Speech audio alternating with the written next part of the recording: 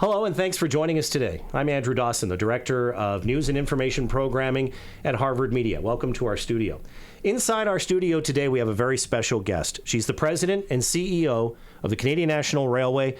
It's Tracy Robinson. Thank you so much for joining us here today. Hey, Andrew. Thank you for allowing me to come in. Both here to see you, but it's great to be back in Saskatchewan. First of all, you're back because you have an important engagement. You're going to be talking about the Hill Business School pretty soon. I will be, yes. And that's very interesting. Just sort of, what are some of the topics you cover in that kind of environment when you're talking to these students? You know, it's fascinating to sit in front of students these days and think with them about where their careers can go, what kind of impact they can have. So I try to let the students lead the conversation. And it's a learning for me when I think about what's going on in their minds. How are they viewing the world, both the challenges and the opportunities? I come out of these discussions probably learning way more than they do at the end of the day. But it gives me great hope. There's some great young minds out there, and they're the ones we're going to hand the keys to one day, aren't they? Well, and the nice thing is you're the home. You're home now. Indeed. I mean, you're from Bethune. You were born in Bethune, went to Lumsden High School. Indeed. And then you went on to the University of Saskatchewan, which we love. We love the U of S. I mean, we like the U of R, but, you know, the U of S, that's good too. And then after that, you started with your long career in the rail business, but it wasn't with Canadian National. Not at start. The other two letters and the other two they've just added at the end. CPKC. That's where I started. That's right. It's where I learned the business. It's very fascinating. So what did you start as at CP? Well, you know what? CP at that time was doing some recruiting on campus at the University of Saskatchewan, and so they and a number of other companies were talking to a number of us. And I liked the idea. I knew what trains were about. I knew how important they were to the farm community, but my dad wasn't really a big fan of the railways at that time. But I called him and I said, you know, what do you think? And he said, you know, it's a great company. You should go for it. But they were interviewing for jobs in Vancouver, in Montreal, in, you know, Calgary, and a number of different places. But you put your name in, they said, we'll give you a job when you graduate. And they called me up and said, we got a great job for you. You're going to be a sales rep in Regina. So I moved, and my first job was just down a couple blocks here in the old station. I spent my first years with CP here in town as a sales rep and just talking to various industries in Regina in the area around moving freight by rail. Yeah, and 27 years with Canadian 27 years. I mean, that's a career in its own. That's the kind of thing where you could have retired and said, hey, I'm good, thanks very much. But obviously you wanted to stay in the business world because you go on to TC Pipelines.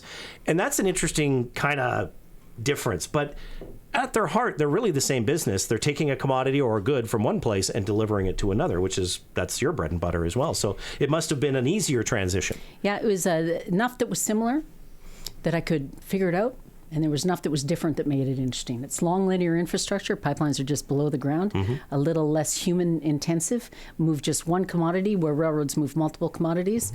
They're both very regulated from a safety and an operations perspective. The commercial arenas are a little bit different, but I'd learned, actually I ended up at TC Pipelines because I was selling crude by rail. And TransCanada Pipelines at the time was having difficulty getting a permit for Keystone XL to go across the border. And I figured I could solve that problem for them by just railing it across the border. And that started a conversation that ended up with me moving over to help them in a number of ways. My last job there was running the natural gas pipelines in Canada and building pipelines, which was a tremendous learning opportunity. And another role that allowed me to think about the kind of impact, you know, around how to think about energy. You know, where are we going to get energy in the future? What is going to power our worlds, and how we think about that transition. It was a fabulous company and a great experience. And then you go back to rail. And I'm going to talk about Railroader of the Year in a minute, too, by the way. We're going to get to that because I love that title, first of all. If you have a trophy, it better be a train engine or something for that, too. But you go back, and now you're back in rail with Canadian National and CN Rail. And you preside over, and I'm just got to look at my notes to make sure I get all this right, 25,000 employees, 19,000 miles of track, 2 countries, 2 languages, multiple nations, 5 time zones, 8 provinces, 13 states.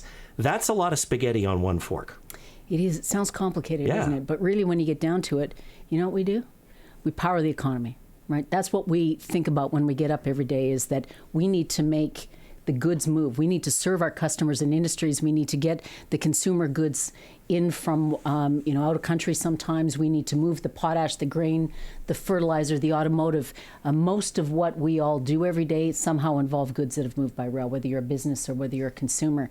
And so we like to think that we power the economy. Back in the day, we used to say rail was arguably, and maybe even arguably today, is still the steel belt that holds the country together. And it was obviously one of the big things as part of the Dominion of Canada, becoming the Confederation of Canada, becoming a country, was rail. And we won't get into all that. But the business has changed a lot, but yet at its core, it's still exactly the same, which is customer service, which is delivering goods for customers. It's showing up every day and doing for our customers what we say we're going to do. That is the basic tenet of where we start. And so as a business that has goods that move by rail, you need to know that we're going to show up every day and do what we say we're going to do. And that gives us the right to then talk to our customers around growth. Mm-hmm. Their growth, which is our growth, how to think about trade flows and where their next markets are, and be in a position to help they and the economy therefore grow. And we serve, pretty much every community in the country. We go through 220 communities. All of them have industries in them. Our employees live and work and play and raise their families in those communities. These are our communities. And so we are really attached to, as you say, the connection between anything from the west coast of Canada, Vancouver and Rupert, to the east coast in Halifax and St. John. And we're now go through the U.S. as well, all the way down to the Gulf Coast and New Orleans. And so it's we have a lot of communities, and we love the fact that we hold them together. We're in an age where we have so many communications tools at our disposal, but we're terrible at communication. And I'm not saying everyone, I'm just saying people in general. We have all these tools. I can't imagine the amount of communication it takes to deal with all the jurisdictions that you have to deal with. You're talking municipal, provincial, federal, international. There's, you're talking taxation. I've heard you describe basically it's fluid, moving things back and forth across the border. Is it that fluid, and is it like that everywhere in the system? Like, is it that easy, or does it take a lot of work? Well, we're good at what we do, right? And we've been doing this a long time. And, as Paul Hill and I were talking about this morning, your biggest asset is your reputation, your credibility. So when we do it well. And so CN's been in business a long time. We have deep talent that understands and whose job every day is to build our reputations and maintain our reputations with all our important stakeholders, so that when we can operate for our customers, reliably. So yes, it can be complicated if you're starting out, but when you have that muscle and when you're organized and everyone understands what part they play in it, what their role is, that's when it happens. There's so many pieces to the business, to the rail business. When you talk, we could go on for hours breaking down all the different things there are. But technology is something that surprises me, because rail is fairly simple technology. You're talking about big wheels and boxcars and things sitting on those wheels, being towed around, pulled around, moved around, and sorted. Now that seems, I'm making it sound like, anybody can do it, and you can't. But technology, even today, plays a much bigger role now than it probably even did years ago, doesn't it? Without a doubt. It was one of the big things that changed between the time I left the industry and the time I came back. It was starting when I left, but you would be surprised as you watch the train roll down the track how much technology is involved in that. And right now, the most impressive, both in what we're doing now, but at what we're thinking about doing, is the automation and the inspection. So the most important thing we do is keep the trains on the tracks, and we do it safely for our employees and for the communities. And so that means that you need to know about the condition of the track and the infrastructure. You need to know about the condition of the locomotives and the cars before anything happens. So we now have technology that's called A-tip cars. And we attach them, you'd see them rolling through this community.